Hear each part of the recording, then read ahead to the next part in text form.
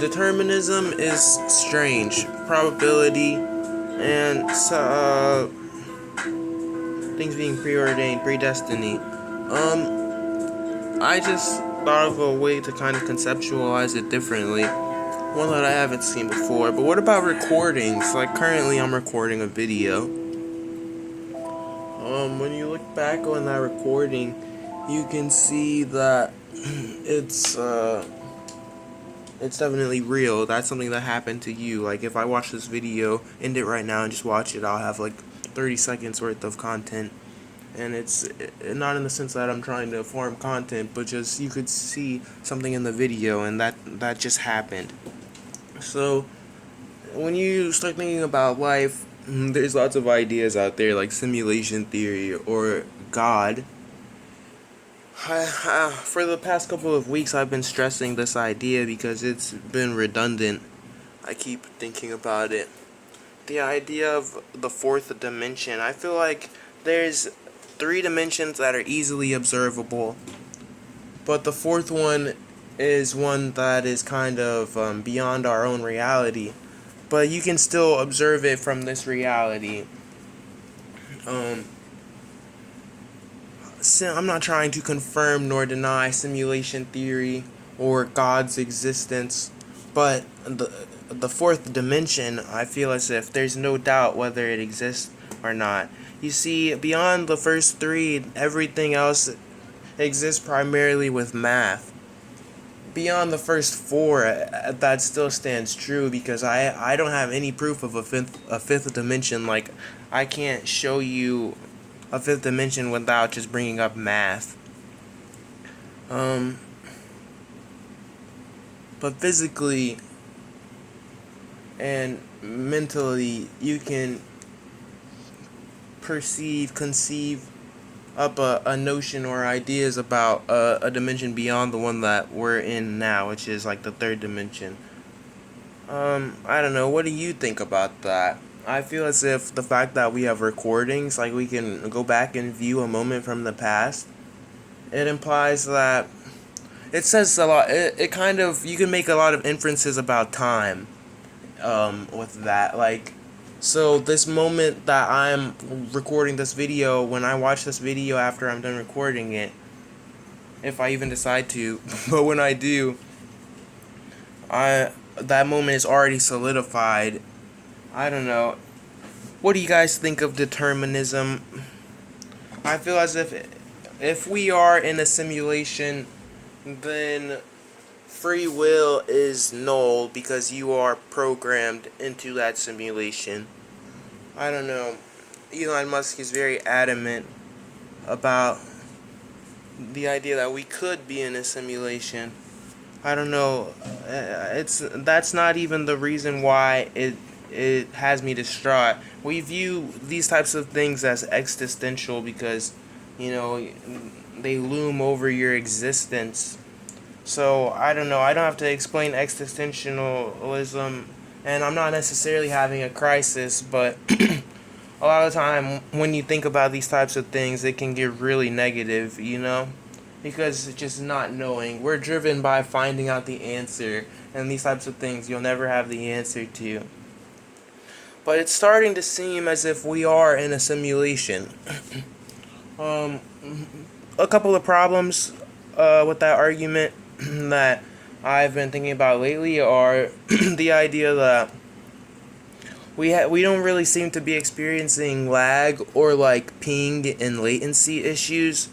So if this is a simulation, then we're all on a server somewhere, like tapped in to the same exact server. Like there's no servers spread out over massive stretches of land where there aren't actually people involved in the simulation. The idea of the substrate, I don't know if that has to be the case. I don't think that everything is necessarily running on a substrate in the sense that you could apply that to there being a dimension beyond the one that we're on. I don't know. A lot of people have been saying they're spamming the idea the world is derived up by math, and that's just so crazy. It's like such a misconstrued idea. It's like, how can you say that when you're the one that is creating this math and you're the one that's observing this math? It doesn't make sense. Um, I feel like, of course, you're going to observe numbers and you're going to see other things than humans counting. Like, I learned yesterday that a bear can count to 12. I don't know.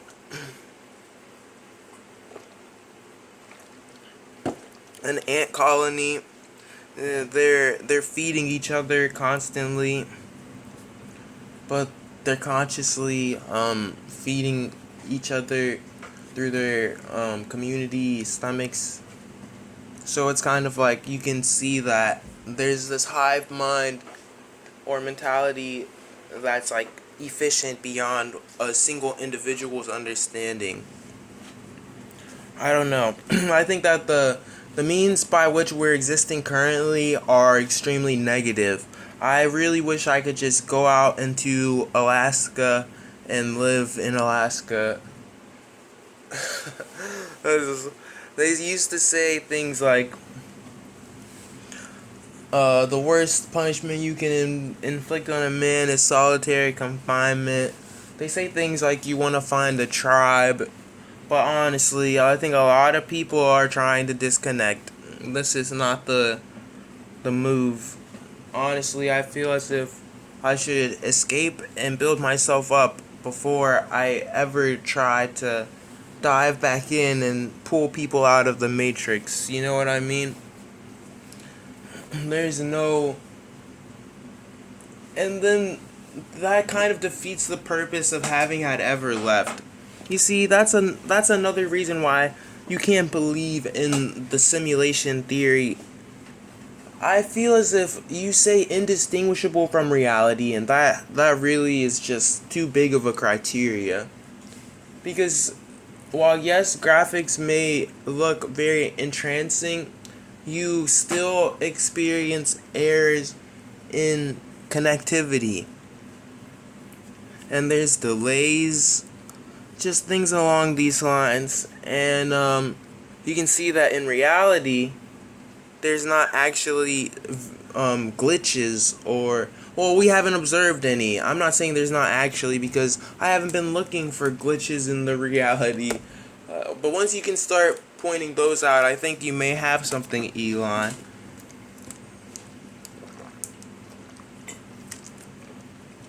You have to point out glitches in the matrix that prove that we are on some type of, it's hard to conceptualize, but like something that's actually holding us together, like a server.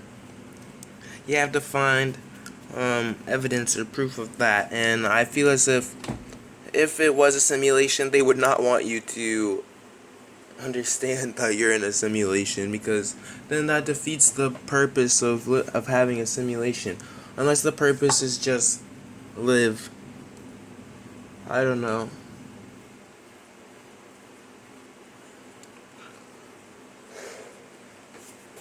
Strange.